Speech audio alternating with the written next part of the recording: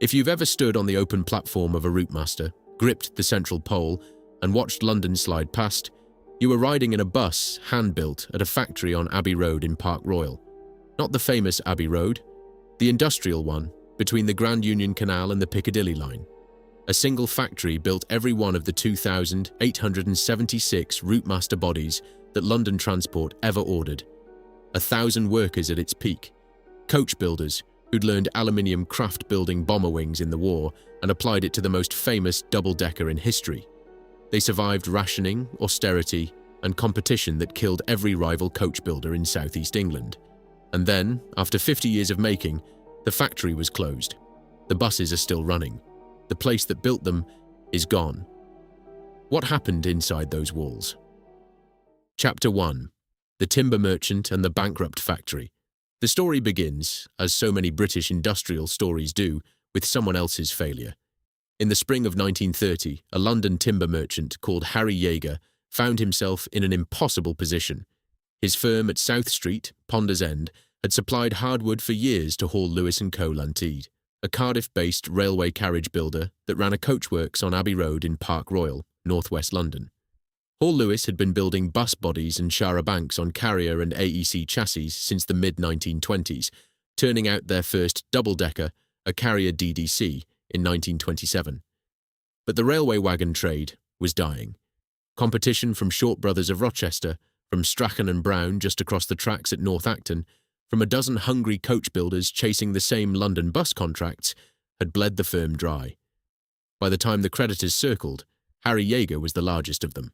He was owed more than anyone else, and the only asset left to claim was the factory itself. On the 12th of April 1930, Yeager registered Park Royal Coachworks Ltd as a private company for the purposes of building and dealing in carriages, vehicles and conveyances of all kinds. He was its first chairman. He was no engineer. He was a self-made Jewish businessman from Ponders End who needed his investment back, and the fastest route to recovering it was to keep the Abbey Road works running. He put two of his sons on the board, Solomon, known as Solly, his third child, just 22 years old, to manage the timber yard and sales, and from 1932, Reuben, his fifth child, installed the day he turned 21, continuing to run the family plywood business. The sedan chair logo that would appear on every Park Royal vehicle for the next 50 years, a curious echo of a far older coach building tradition, came with the premises. It had been Hall Lewis's. Everything Yeager inherited was someone else's wreckage, repurposed. The site itself had been repurposed more than once already. The 200 acres that became known as Park Royal had no industrial pedigree before the 20th century. The name was coined in 1903 when the Royal Agricultural Society opened a permanent showground on land bought from the Twyford Abbey estate, in a ceremony presided over by the Prince of Wales. The show flopped. Queen's Park Rangers played football there from 1907 to 1915 on a 60,000 capacity ground. In the First World War, the army requisitioned it for horse compounds and munition storage. The surplus rail-connected buildings on Abbey Road became, by 1924, Hall Lewis's northern outpost, and 6 years later, Harry Yeager's accidental factory. Yeager understood timber, not buses. What he understood even better was people. In 1934, he hired W.R. Black, Bill Black, a Scotsman with a brisk command of engineering economics, as director and general manager. It was the decision that turned an opportunistically acquired coach shop into a serious bus bodybuilder. Black stayed for the rest of his career. He became managing director in 1939, ran the factory through the war, then climbed through the parent company's hierarchy to managing director of the ACV Group in 1957. He was knighted. He was ennobled as Lord Black of Barnum. He retained the chairmanship of Park Royal Vehicles throughout, from the day Yeager handed him the keys to the day the last bus left the paint shop.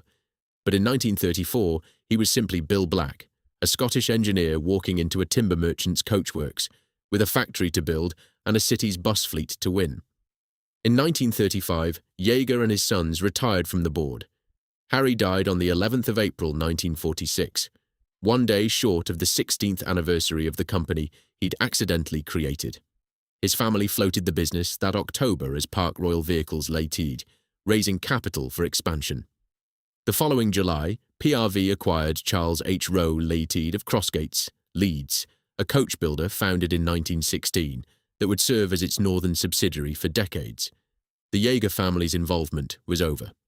What they left behind was a factory, a workforce, a reputation, and a man, Bill Black, who knew exactly what to do with all three. Chapter 2. Bombers, Buses, and the Formidable Team. Black's breakthrough in the 1930s was trolleybus bodywork. The London Passenger Transport Board, formed in 1933, was standardising London's red bus fleet for the first time, and PRV fought its way into position as one of the board's two primary body suppliers. The other was Wayman's of Addlestone, which would later become Metro Camel Wayman of Birmingham, the firm that would divide London Transport's body orders with Park Royal through the Routemaster era, and eventually through the Titan disaster that ended everything. The competitive landscape was rich and largely doomed. Short Brothers of Rochester, the aircraft builder's coach-building subsidiary, lost its bus business after the war. Brush Coachworks of Loughborough, which had built thousands of trolleybuses, was absorbed in the late 1950s. Eastern Coach Works at Lowestoft survived as the Tilling Group's captive supplier, only to be killed off, like PRV itself, by the Workington transfer. Strachan and Brown of North Acton, who'd been building bus bodies on Wales Farm Road opposite North Acton Station since the 1920s, lasted until 1968. These firms didn't fail in any clean market sense. They were absorbed, consolidated, or starved of orders by the post-war drift towards standardized national specifications that favored integrated chassis and body teams. Park Royal survived because Bill Black had made sure it was half of the most integrated team in British bus building. Then the war came, and the factory proved it could build something far more demanding than buses. Between 1939 and 1945, the Abbey Road works became part of the London Aircraft Production Group, building outer wings and engine cowlings for the Handley Page Halifax bomber, the only RAF four-engined heavy bomber other than the Lancaster to fly a full operational tour. The workforce nearly doubled. Geoffrey Humblestone, a wages clerk, showed his son the weekly paycheck in 1948, £24,000 for about 2,000 employees. The 1961 peacetime peak would be half that number. The Wartime factory was the largest Park Royal would ever be. Bill Davis, appointed works manager in 1945, had previously run the London aircraft production facility. His son Nigel would later recall a sharp piece of shrapnel in his garage as a souvenir of the time the family was bombed out during WW2. Alfred F. Stone, a finishing shop foreman, led the company's voluntary auxiliary bomb disposal unit during the Blitz. Jack Field, who would later serve as plant director from 1976 to 1978, served in the Home Guard bomb disposal squad.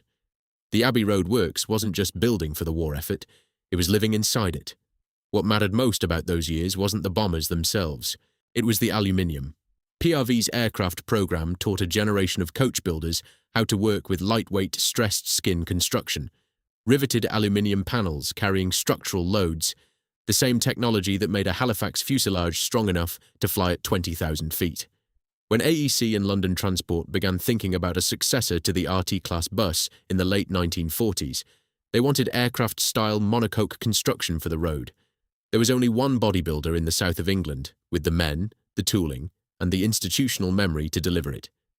In October 1948, the Maudslay-Crossley AEC Combine formed Associated Commercial Vehicles Ltd as a holding company, and in 1949, ACV bought Park Royal Vehicles outright. AEC, the Associated Equipment Company, based at Southall, 6 miles down the road, was now PRV's sister company. The relationship between them became the engine room of London's bus fleet for the next 2 decades. AEC drew the chassis, built it on its own production lines, then drove the bare chassis under its own power up the A40 to Park Royal, where PRV craftsmen clothed it with timber-framed or aluminium bodywork. The two drawing offices coordinated daily. PRV kept a permanent AEC liaison engineer on site. AEC had a PRV body inspector at Southall. As local transport historian Ron Phillips wrote, the already close collaboration between AEC and PRV, that was now strengthened by their joint parentage, made a very formidable team that supported the demanding requirements of London Transport, let alone many other major fleet owners and operators. It was this team, AEC for the bones, Park Royal for the skin, that would produce the most famous bus in history. Chapter 3. The Machine That London Rode. The Routemaster project began at London Transport's Chiswick Research Division in 1947. The chief engineer, Albert Arthur Mansbridge Durrant, known to everyone as Bill, was a quiet engineer's engineer who designed the celebrated pre-war RT and the wartime Cromwell tank engine. Working under him was a young development engineer called Colin Curtis, the only Routemaster team member who'd live into the heritage era. Late in life, Curtis was dubbed the father of the Routemaster, a title he disliked, insisting that if anyone was, it was Bill Durrant. Body styling was the work of Douglas Scott, an industrial designer who'd served with Raymond Loewy's London office before the war. The brief was unsentimental. Produce a successor to the RT that was lighter, more fuel-efficient, easier to operate, and serviceable by the same Aldenham maintenance fleet. The result, on paper, was a vehicle 3/4 of a long ton lighter than the RT, yet seating 64 passengers against 56, with a string of firsts for a London bus, an aluminium stressed skin integral body, separate front and rear steel subframes, independent front suspension, power steering, fully automatic gearbox, and continuous flow power hydraulic brakes. The technology came directly from PRV's wartime aircraft experience. Every structural lesson learned building Halifax wings at Abbey Road was now being applied to a double-decker bus. The first prototype, R1 Tollers, was completed in September 1954. It entered service on Route 2 on the 8th of February 1956 and went on parade at the Lord Mayor's show that November with a revised front end. The way a Routemaster was built at Park Royal was a particular kind of craft, not artisan in the self-conscious sense, but industrial craftsmanship applied at speed and scale. Each shell was assembled from a kit of sub-assemblies. The AEC supplied A front subframe carrying engine, steering and front suspension, the B rear subframe with axle and suspension, and then the integral aluminium body, riveted together on the Abbey Road floor. PRV's body number system, running into the 60,000s, was applied with religious bureaucracy. Every shell was schedule tracked from the composite shop to the roofing shop, through the panel shop, the trim department, the paint shop, and the finishing shop. The setting out department, under Les Foster, Charlie Cummings, and Arthur Day, marked timber and aluminium components from full-size drawings tacked to the floor, the same technique a shipwright would recognise. The composite shop was run for years by Bill Cook, known to everyone as Ted, a great Lancastrian, well-respected, who smoked cigarettes, coughed a lot, and called everybody matey, in the recollection of John Malamatanios, who'd started there aged 15 in January 1952. Jack Bailey was charge hand. Ken Hatton was the National Union of Vehicle Builders shop steward from 1952. The body shells emerged with stamped Park Royal plates, were driven through the works under their own power on trade plates, then ferried to Chiswick or Aldenham for final mechanical fettling. Two craft signatures that experienced eyes can still distinguish on surviving buses marked a Park Royal Routemaster. The first was the precision of the aluminium panel beating, the front-end moustache, mouldings around the radiator grille, and the side window pillars were hand-finished, each one slightly different, each one carrying the particular pressure and rhythm of the man who'd shaped it. The second was the timber framing. The Routemaster is famous as an all-aluminium bus, but its subfloor and certain trim members were still timber, fitted by skilled coach builders trained in the techniques Park Royal had inherited from Hall Lewis's railway carriage tradition. This is why an RM body, properly maintained, has lasted 7 decades when supposedly more modern integral buses rust into uneconomic repair within 20 years. And the sounds, the constant chatter of pneumatic Avdel rivet guns, punctuated by the bark of metal folding press brakes, the timekeeper's hooter calling shifts, the rolling clatter of completed bus shells being driven through the works under their own power, canal traffic on the Grand Union, Piccadilly line trains running south to Hammersmith on the cutting beside the factory, Guinness sidings shunting their distinctive black diesel locomotives. Ron Risbridger, son of the decorated drawing office engineer Cyril Risbridger MBE, remembered a factory that was rarely silent. Shift work ran round the clock during peak Routemaster production. The on-site canteen never properly closed. The smells were Park Royal's other signature. Graham Hill, son of the long-serving draftsman Alfred Charles Hill, remembered crossing the railway cutting footbridge between Park Royal Tube Station and the factory gates. The aroma that used to permeate the atmosphere. So obnoxious was the perfume, I recall always taking a deep breath, holding it as much as possible, and running across the bridge, taking my next breath at the other side to avoid the stench. Heinz baked beans from the vast canning works on Waxlow Road, Wall's pork pies from Atlas Road, McVitie's biscuits from the southern edge of the estate, Guinness wort from the Art Deco brewery a few hundred yards away, designed by Alexander Gibb and Sir Giles Gilbert Scott. The whole estate hung in mingled clouds of industrial cooking, fermenting grain and hot metal. To the drawing office men, it was unmistakable Park Royal. Between November 1954 and January 1955, PRV also built 150 Green Goddess auxiliary fire engines for the Home Office on Bedford RLHZ chassis, vehicles that would be famously rolled out by the Army during firefighter strikes for the next 5 decades, finally retired in 2004. The works built bodies for the first diesel London taxi, carriages for British Rail Class 103 diesel multiple units, and one of the experimental British Rail 4-wheel rail buses. In the mid-1950s, a single order from the Iraq Petroleum Company and Baghdad Municipality for 400 export double-deckers would be remembered, more than 2 decades later, on the floor of the House of Commons as proof that Park Royal could still win world business. This was not a factory that built one product. It was a factory that could build almost anything that moved. Chapter 4. A community on Abbey Road. PRV's labour force was a microcosm of the post-war West London working class. The Brindale.co.uk memorial database, compiled by Graham Hill, names hundreds, and behind each name, a life built around the rhythm of the Abbey Road works. George Instrell, born in 1908, had come down from the Lady Windsor coal mine in Pontypridd in the early 1930s.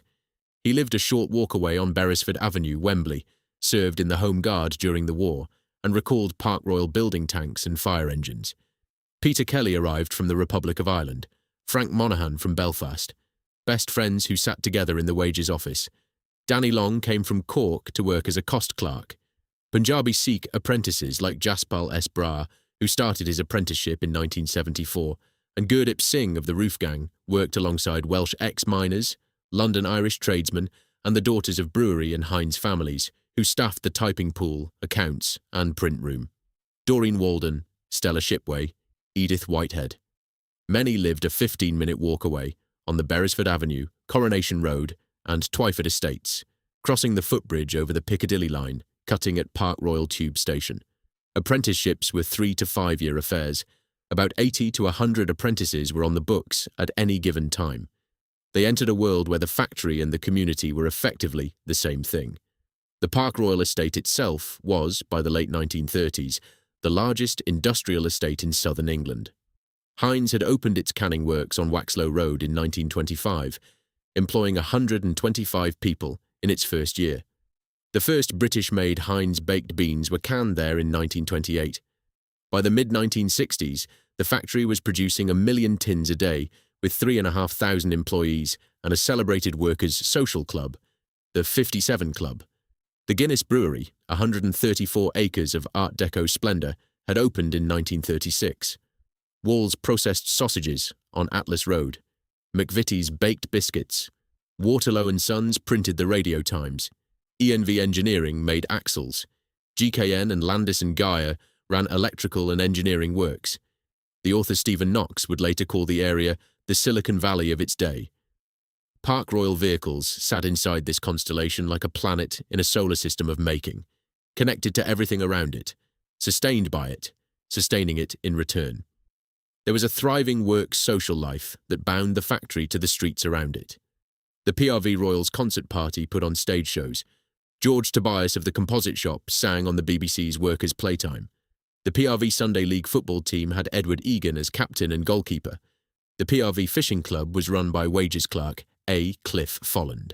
The PRV Rifle Club was run by R. Stack of the Electricians Department. There was a Christmas Day phone around. Each year, the retired works manager Bill Davis was telephoned at his Hanger Lane house by his old colleagues, Victor Bell, Ted Needs, and Lord Black himself. This was a community as much as a factory. The gates were porous. The boundary between working life and home life was a footbridge and a 15-minute walk. Production of the Routemaster ran from 1954 to 1968. A total of 2,876 were built, the vast majority for London transport, with 65 RMA airport coach variants for British European Airways, geared for 70 miles an hour on the M4, with luggage trailers for the West London Air Terminal to Heathrow service. A small batch went to the Northern General Transport Company in County Durham. There were 4 prototypes and one extraordinary curiosity. The front entrance, rear-engined FRM1 of 1966, nicknamed the Fruitmaster. As of September 2024, approximately 1,230 Routemasters are believed still to exist worldwide. No other production bus in history comes close to that survival rate. The cultural reach was, and remains, immense. In 2006, the Routemaster was voted one of Britain's top 10 design icons in a design museum poll, alongside Concorde, the Mini, the Supermarine Spitfire, the World Wide Web, the K2 telephone box, the Harry Beck tube map, the Penny Black, the Hackney carriage, and the Mark I Mini. The Royal Mail issued it as a stamp in 2009.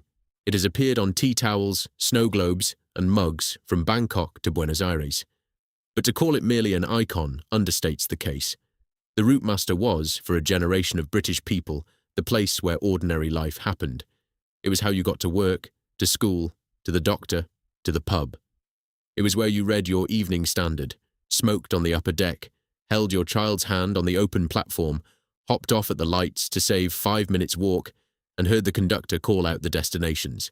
Conductors knew passengers by name on regular routes. Passengers knew which Routemasters had the better padded moquette seats and which had the rattly windows.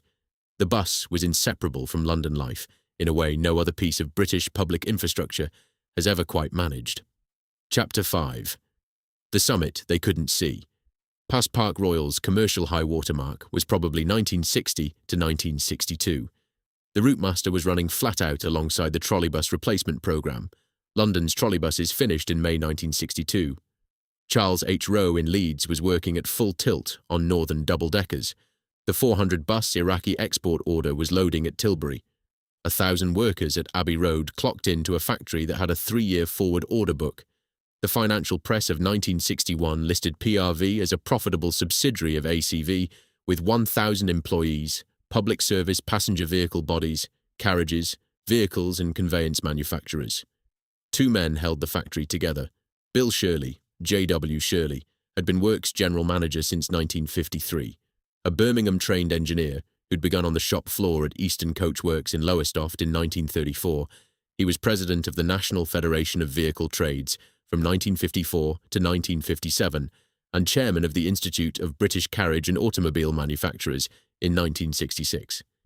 He knew every department, every trade, every union steward by name. Laurie Pavitt, the local MP, would later tell the House of Commons that under Shirley, they knew what they were talking about. They were experts and they were well versed in the whole question of bus building. They had the confidence of the workforce. The other was Mick Carolan, the commercial manager who joined PRV with his father, James Patrick Carolan, in 1948, aged 22. He was the man who'd personally sold the Baghdad order. He knew every export market, every municipal buyer, every operator's chief engineer between Trafalgar Square and Zambia. Between them, Shirley on the floor and Carolan in the office, Park Royal had the 2 things a coachworks needs to survive: craft authority and commercial reach. They also had something neither man could control. In 1962, the ACV Group merged with Leyland Motors to form the Leyland Motor Corporation.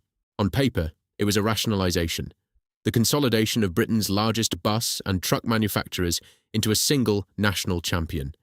In practice, it was the absorption of 2 profitable London area bus engineering firms into a Lancashire-based conglomerate with little institutional understanding of the bespoke needs of London transport. Bill Shirley ran a works where craftsmen served 7-year apprenticeships, and the drawing office coordinated daily with AEC Southall across 6 miles of the A40. The Leyland boardroom in Preston ran 40 manufacturing plants, making products that frequently competed against each other. 12 months after the financial press had listed PRV as profitable and confident, the factory had been sold over the workforce's head, and the seeds of disaster, invisible to everyone outside the boardroom, had been planted. The last Routemaster entered service in March 1968. London Transport, under pressure to switch to one-person operation to cut labour costs. A conductor at the back of each bus added roughly 50% to the wage bill, now wanted only rear-engined, single-entrance buses. The PRV-bodied Daimler Fleet Line, the DMS, was the immediate replacement. It was so disastrously unreliable in London service that 400 were sold to provincial operators within 8 years. Laurie Pavitt, whose constituency contained the Park Royal Works, would tell the Commons in October 1979 that, "For 10 years I have watched it being run down." He located the start of the rot squarely in 1968. The Routemaster was finished. The Fleet Line was a disaster. And the factory that had built the most famous bus in the world was now taking orders from men in Preston who'd never set foot on the Abbey Road floor. The summit was 1961. Nobody standing on it could see the cliff on the other side. And the fall, when it came, wouldn't be a single catastrophe. It would be a decade of slow strangulation, followed by a murder dressed up as mercy. Chapter 6. The Slow Strangle. In 1968, Leyland Motor Corporation merged with British Motor Holdings, Austin, Morris, Jaguar, Daimler, Guy, to form the British Leyland Motor Corporation. At its peak, the new conglomerate owned more than 40 manufacturing plants. Park Royal Vehicles was one of them. A coachworks of 500 people building bespoke London bus bodies was now a subsidiary of a corporation that made everything from the Mini to the Leyland National, from Jaguar saloons to Guy lorries, and whose internal politics were already legendary for their viciousness. The 1973 oil crisis hit British Leyland's car business catastrophically. By 1975, the conglomerate was bankrupt. The Labour government effectively nationalised it under the Ryder Report, buying the equity for £46,490,000 in July 1975. As Laurie Pavitt would later tell the House of Commons, since July 1975, when the government bailed out this company by buying the equity for $46.49 million, the taxpayer has contributed a total of $1,021 million plus other financial assistance in order to buttress up inefficient management. £1 billion of public money poured into a corporation that was structurally incapable of running itself. The Ryder Plan committed the new nationalised BL to rationalisation, the elimination of duplicated capacity.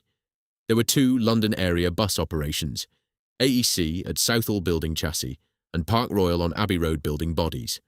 Only one could survive long term, and as early as 1975, the BL board signalled that AEC would absorb PRV's work. The threat hung over Abbey Road for 3 years. Pavitt records the consequence. The board first decided to transfer from Park Royal to the Southall factory. This threat was hanging over the Park Royal area from 1975, and it was only last October when this plan was reversed. Between 1975 and 1977, the labour force fell from over 600 to 483. A 1974 expansion plan, for which Pavitt had personally secured an industrial development certificate within 3 weeks, and Brent Council had cleared planning permission, was quietly abandoned without ever being submitted. The factory was being hollowed out from the inside, not by any external competitor, but by the corporation that owned it. Meanwhile, AEC itself was dying. The Southall Chassis Works, the spiritual home of the London bus, was functionally owned by Leyland Truck and Bus from 1962, but treated as a problem to be solved rather than a capability to be preserved. In 1968, the last AEC-developed engine, the AV691, was discontinued. From then on, AEC chassis used Leyland power units, badged AEC. By the mid-1970s, the AEC plate on a London bus radiator had become a polite fiction. The Acton Gazette in October 1978 reported, "Leyland faces fight over job threat as the company began the final rundown." AEC closed in 1979. The closure of AEC was the most damaging blow to PRV that nobody wrote about at the time. For half a century, Park Royal had relied on AEC-supplied chassis and component expertise. When Southall closed, PRV lost its sister and its supplier in the same stroke. The formidable team that Ron Phillips had described, the 2 drawing offices coordinating daily, the liaison engineer on site, the body inspector at Southall, was gone. And what replaced it was a supply chain run from the Midlands by people who had never built a London bus. Bill Shirley saw it coming. He retired from PRV in 1976 at the age of 66 having presided over the entire Routemaster program and the Iraqi export drive. From retirement in Bournemouth, he warned that the new Leyland expediter management culture was incompatible with skilled coach building. His successor, Jack Field, ran the works from 1976 to 1978, but the men above him were no longer coach builders. They were Leyland career managers, and they had a new bus to build. 200 skilled craftsmen didn't wait for the announcement. They walked across the canal to Rolls-Royce and Mulliner Park Ward in Willesden, where the wages were higher and the future looked secure. They were panel beaters, coach builders, trimmers, finishers, men who'd served 7-year apprenticeships and whose hands carried knowledge that couldn't be replaced by a training manual. The factory hadn't been formally condemned yet, but the men who made it work had already delivered their own verdict. Chapter 7. The Bus That Killed Its Birthplace. The Leyland Titan, Project B-15, was first exhibited at the Transport and Road Research Laboratory exhibition at Crowthorne in 1973. It was conceived inside Leyland's truck and bus division as a successor to 3 first-generation rear-engined double-deckers, the Leyland Atlantean, the Daimler Fleetline, and the Bristol VRT, and as a counter to the Scania Metropolitan and Volvo Ailsa imports that were beginning to attack the British market. Following the success of the single-deck Leyland National, the decision was taken from the outset that the Titan would be very standardized, of integral construction, and compliant with all known commercial vehicle regulations worldwide. That ambition had 3 fatal consequences. First, it foreclosed the body-on-chassis model that gave provincial operators access to local bodybuilders. Talks with Walter Alexander in Falkirk and Northern Counties in Wigan for licensing agreements both broke down. Second, it gave London Transport, the dominant customer, almost total influence over the specification. Third, integral construction concentrated all production risk at one body factory. Park Royal. The specification read like a wish list written by engineers who'd never had to price a bus for Maidstone. An integral aluminium body with no separate chassis. Power hydraulic brakes modelled on the Routemasters. Independent front suspension. Air suspension. Leyland's untried hydrocyclic 5-speed automatic gearbox. A vertically mounted rear engine with the radiator separated from it in a compartment above. A fixed height of 14 feet 5 inches, too tall for the National Bus Company's 13-foot-8 standard. Complex multiplex wiring that baffled rural fitters. The Titan was, in the words of every provincial engineer who encountered it, an extraordinarily good bus to drive and ride. That was the wrong bus at the wrong price for everyone outside London. Power hydraulic brakes, over-engineered, expensive to overhaul, requiring specialist Lockheed equipment, were considered an unnecessary extravagance by provincial operators, who later refitted London Titans with conventional air systems after privatisation. The hydrocyclic gearbox was untried and had reliability problems. The integral construction meant no operator could specify a local body. As a commercial motor headline of February 1980 put it, "On-off Titan is off, but not finished yet." The Titan was the Routemaster's late 1970s grandchild. Every design clue traced back to the Park Royal and Chiswick tradition of aluminium-bodied, integral construction, hydraulic-braked premium London buses. But it was being built in the wrong corporate culture, at the wrong price, with the wrong supply chain, for a national market that no longer wanted London Transport's idiosyncrasies. And then came the decision that destroyed the factory. In June 1977, Leyland told Park Royal it would build only the first 100 Titans. After that, body production would transfer to AEC Southall under a joint venture with the National Bus Company called Bus Manufacturers, Holding Limited. The Park Royal workforce was being told, in effect, that their factory was a temporary tooling-up shop, that 7-year apprenticeships and 50 years of coach-building expertise were being borrowed, not invested in, that the men who'd built every Routemaster body ever made were good enough to set up the jigs for someone else's production line, but not good enough to keep. The skilled men drew the obvious conclusion. Around 200 of them left within months, drawn to the better wages and apparently secure futures at Rolls-Royce and Mulliner Park Ward in Willesden. The factory tried to plug the gap with semi-skilled labour. The unions wouldn't accept it.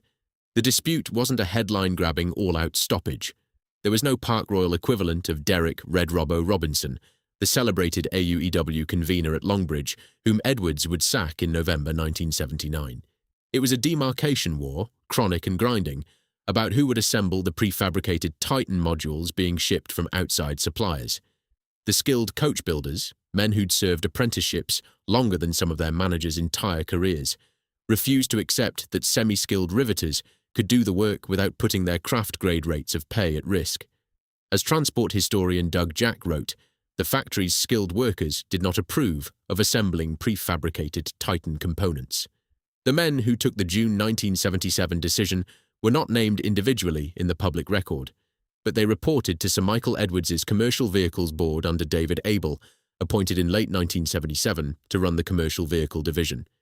The strategic oversight came from Pat Lowry, the Industrial Relations Director, and Ray Horrocks of the Cars Division.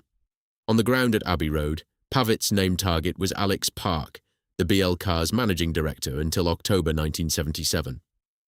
When I asked for a firm decision from the top man at that time, Mr. Alex Park, I did not even get the courtesy of a reply. The Guardian, in a September 1979 article quoted in Hansard a month later, painted the most vivid surviving picture of the new management regime. At the root of the contempt is a mythical character called Hurry Up Harry.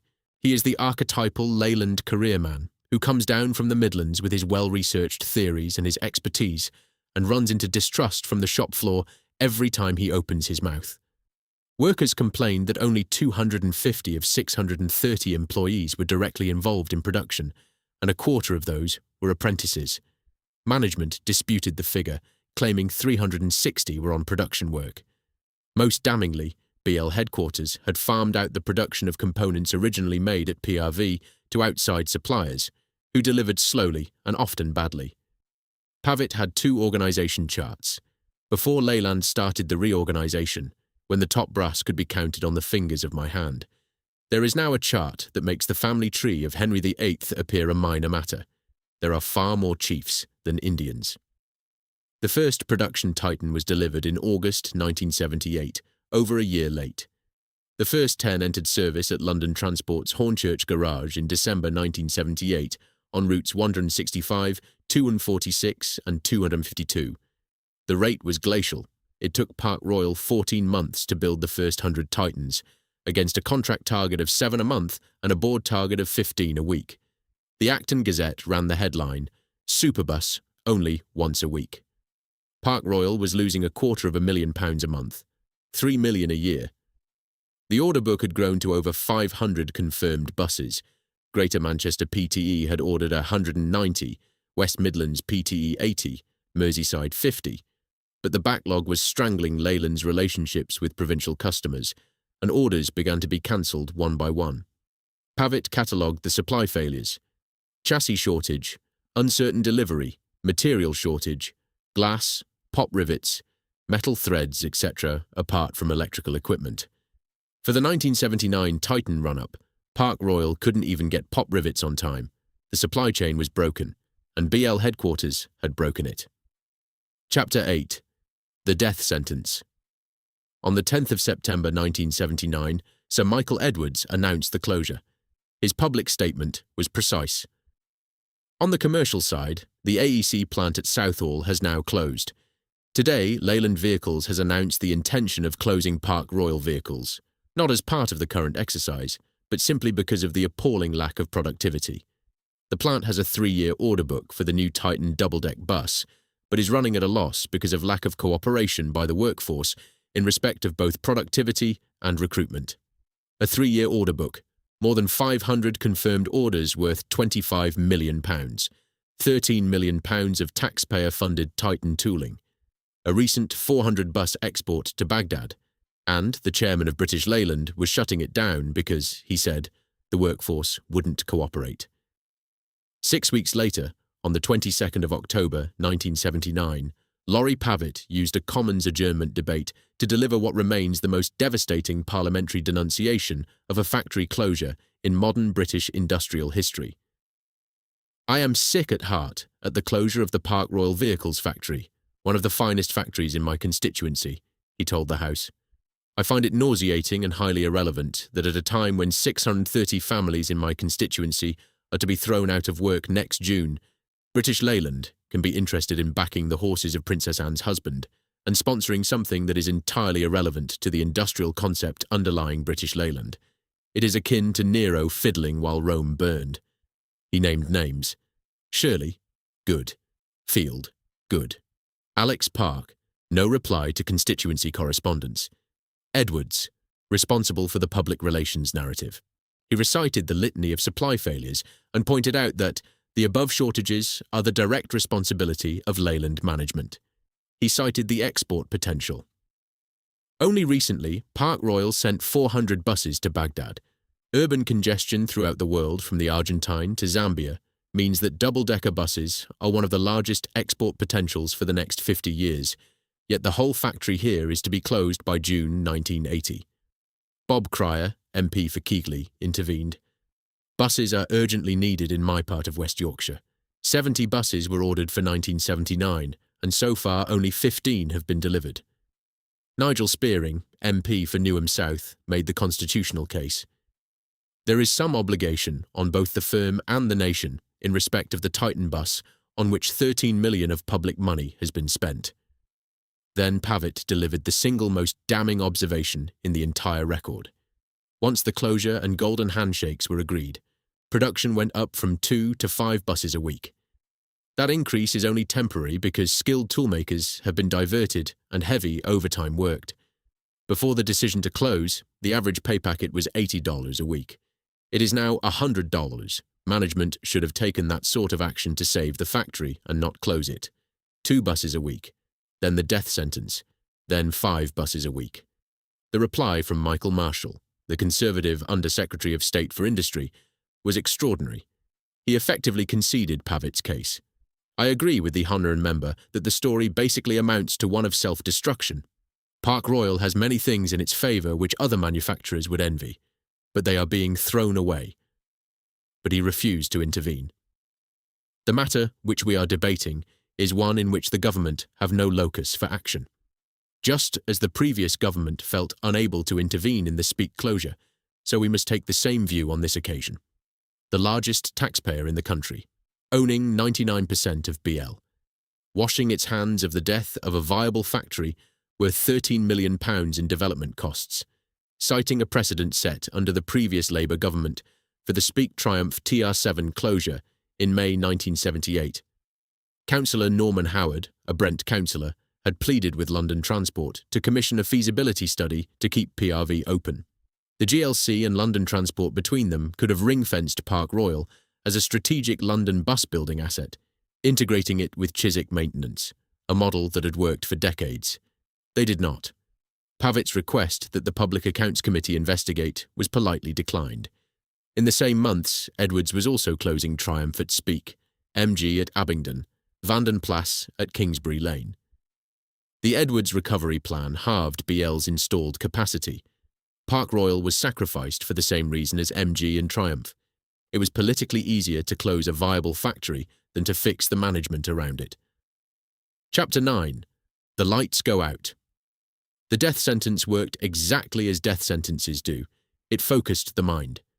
Once a productivity-related redundancy package was negotiated in late 1979, workers were promised that if they hit production targets, their golden handshakes would be enhanced.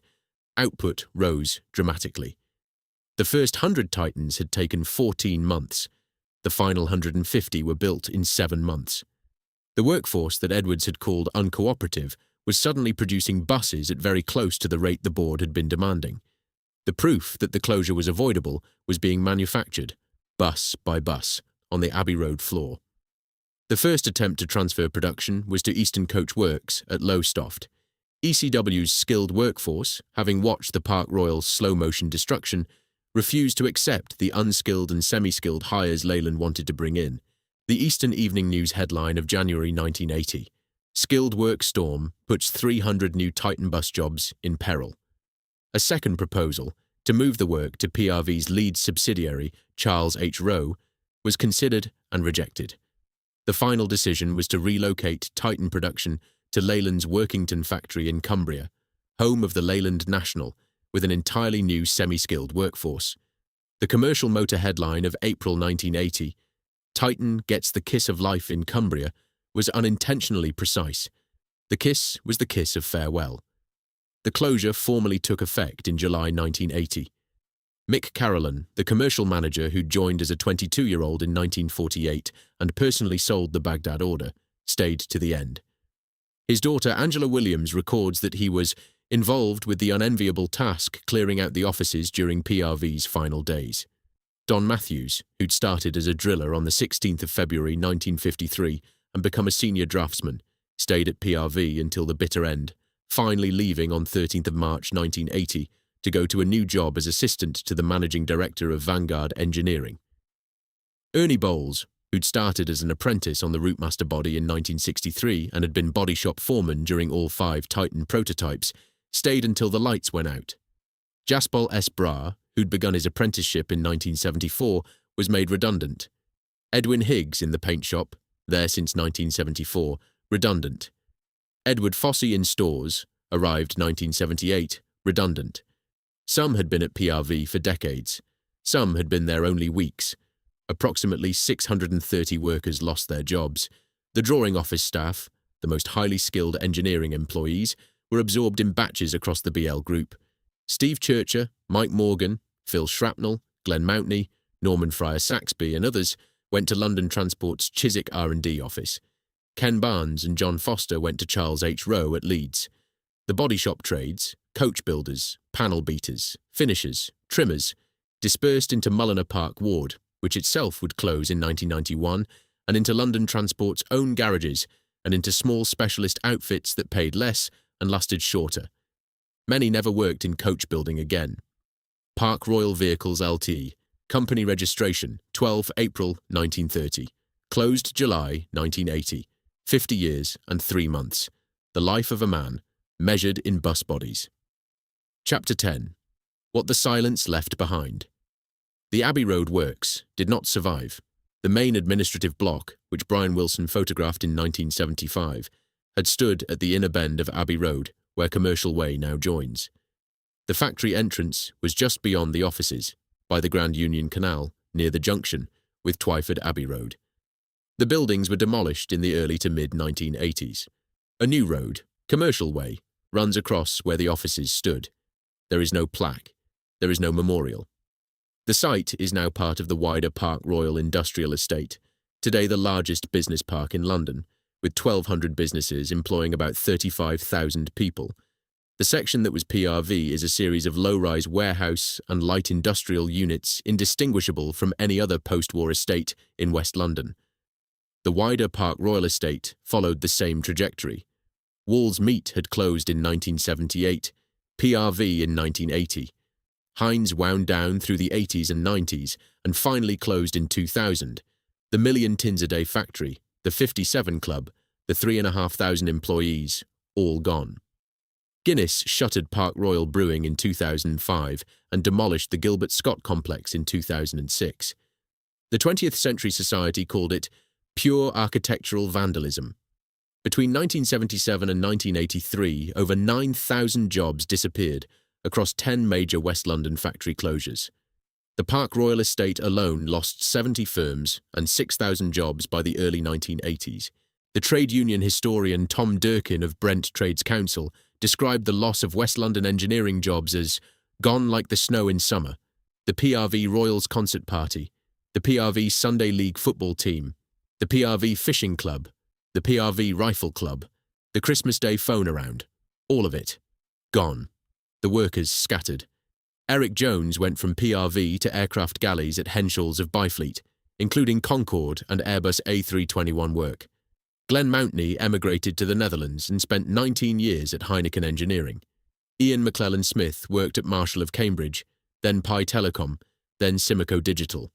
Steve Churcher moved through London Transport Chiswick, Wandle District, and Kent Coachwork to Stagecoach South East London.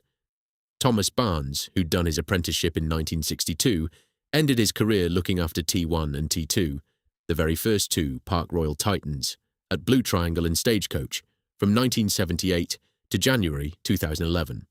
John Foster went from setting out at PRV to factory manager at Charles H. Rowe, then to Optare when Rowe was reborn under a management buyout. The West London engineering diaspora was extraordinary. The loss to the country was greater than the sum of its parts. Titan production at Workington limped on until 1984. Of the 1,185 Titans eventually built, the technology proved itself in service. Drivers loved the smooth hydraulic brakes and the air suspension ride, and the integral aluminium body was remarkably durable. Merseybus bought approximately 400 ex-London Titans in the early 90s and ran them through the decade as the backbone of its Liverpool fleet.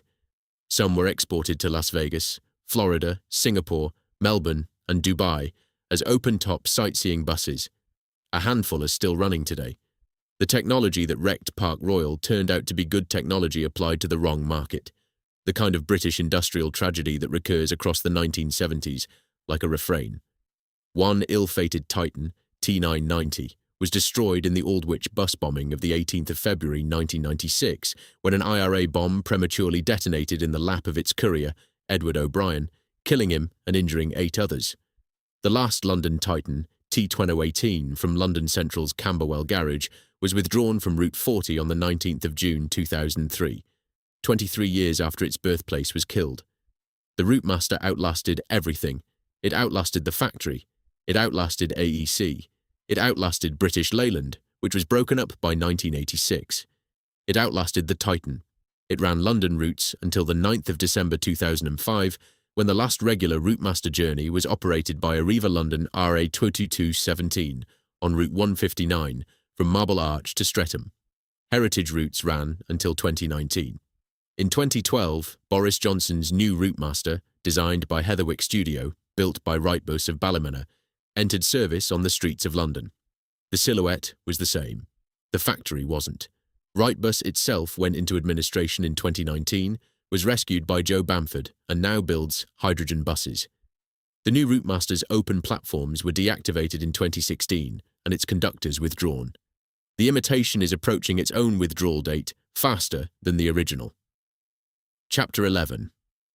The bus and the silence. Walk down Commercial Way in Park Royal today, and there is nothing to tell you what happened here. Low-rise units, chain link, delivery vans. The Grand Union Canal still runs where it always ran, but the factory that sat between it and Abbey Road has been replaced by the kind of light industrial estate you could find in any outer London borough. The footbridge over the Piccadilly line cutting, where Graham Hill held his breath against the smell of Heinz beans and Guinness wort, is still there.